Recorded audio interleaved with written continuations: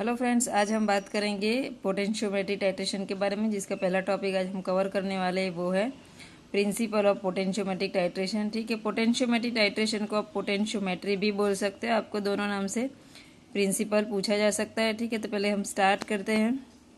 Potentiometric titration जो है वो एक डायरेक्ट टाइट्रेशन जैसा ही टाइट्रेशन है, लेकिन इसमें कोई भी इंडिकेटर हमको यूज़ नहीं करना है। इंडिकेटर की जगह पे हमको यहाँ पे इलेक्ट्रोड यूज़ करना है एज एन इंडिकेटर। ठीक है, यहाँ पे पोटेंशियोमेट्रिक टाइट्रेशन एक डायरेक्ट टाइट्रेशन जैसा टाइट्रेशन है, इसमें कोई भी इंडिकेटर नहीं आता है, लेकिन इसमें इंडिकेटर की जगह पे हम इलेक्ट्रोड यूज़ करते हैं। ठीक है, पोटेंशियोमेट्रिक जो टाइट्रेशन है, ठीक है, उसमें चार चीज़ें रहती है। एक है रेफरेंस इलेक्ट्रोड जो सेल के साथ होता है, और एक है सॉल्ट ब्रिज, दूसरा है एनालाइट, एंड फोर्थ है इंडिकेटर इलेक्ट्रोड। ठीक है, तो यहाँ पे आप देख सकते हो कि रेफरेंस इलेक्ट्रोड जो है, ठीक है, उसमें हम क्या क्या ले सकते हैं, hydrogen electrode, silver chloride electrode और कैलामल इलेक्ट्रोड, ये हम एज अ रेफरेंस इलेक्ट्रोड इस टाइट्रेशन में यूज़ करेंगे। ठीक है, और एनालाइट में हमको always electrolyte solution as a analyte हमको लेना है, और इंडिकेटर इलेक्ट्रोड में हमको ग्लास इलेक्ट्रोड और मेटल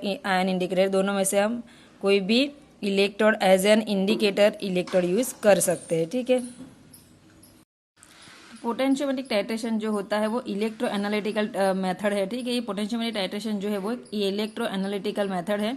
ये सिंपल मैनुअल टाइट्रेशन से बेहतर मानी जाती है। ठीक है, और इस मेथड में हम क्या करते हैं, किसी भी एनालाइट, अननोन एनालाइट का हम कंसंट्रेशन मेजर करते हैं।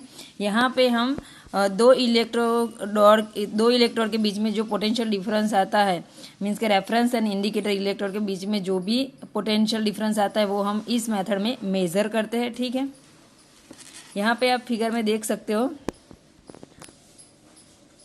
ठीक है, कि यहाँ पे दो इलेक्ट्रोड है जो कनेक्टेड है, एक सॉल्ट ब्रिज से और दूसरा एक कनेक्टेड है वोल्टामीटर से। ठीक है, और ये वोल्टामीटर हम क्यों यूज़ करते हैं, क्योंकि इसी से हम पोटेंशियल डिफरेंस जो होता है वो मेज़र करते हैं। ठीक है, तो ये कॉमन एक इलेक्ट्रोकेमिकल सेल की फिगर है जो आप अच्छे से देख सकते हो कि यहाँ पे दो इलेक्ट्रोड है हमारे पास, एक है इंडिकेटर इलेक्ट्रोड और दूसरा है रेफरेंस इलेक्ट्रोड, और दोनों कनेक्टेड है सॉल्ट ब्रिज एंड वोल्टामीटर से, और वोल्टामीटर से हम पोटेंशियल डिफरेंस जो दो इलेक्ट्रोड के बीच में आता है वो मेज़र करते हैं।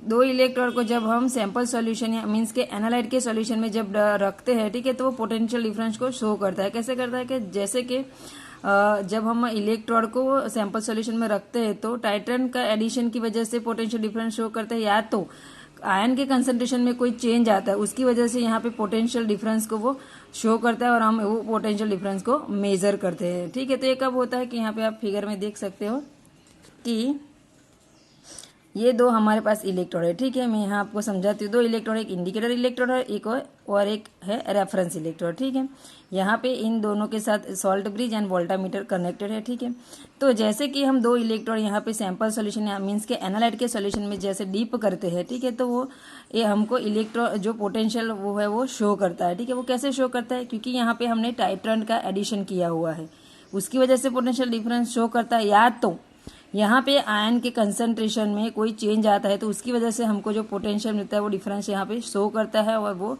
वोल्टामीटर उसको मेजर करता है। ठीक है, यहाँ पे आप दूसरा भी एक चीज़ समझ सकते हो कि ये जो फिगर है वो इलेक्ट्रोकेमिकल सेल की एक जनरल फिगर है। ठीक है, यहाँ पे जो इंडिकेटर इलेक्ट्रोड है वो क्यों रखता है, वो क्या काम करता है, तो वो वेरिएशन जो आता है पोटेंशियल में उसको रिस्पॉन्ड करता है। एनालाइट के सोल्यूशन में जो पोटेंशियल में वेरिएशन आता है उसको रिस्पॉन्ड करता है, और यहाँ पे सॉल्ट ब्रिज जो है वो क्या करता है, to prevent interference of analyte with the reference electrode. ठीक है, तो एनालाइट का रेफरेंस इलेक्ट्रोड के साथ जो इंटरफेरेंस ना हो उसको, इसकी वजह से यहाँ पे सॉल्ट ब्रिज को रखा जाता है। ठीक है, और रेफरेंस इलेक्ट्रोड क्या होता है कि वो अपने पोटेंशियल को मेंटेन करता है, स्टेबल रहता है।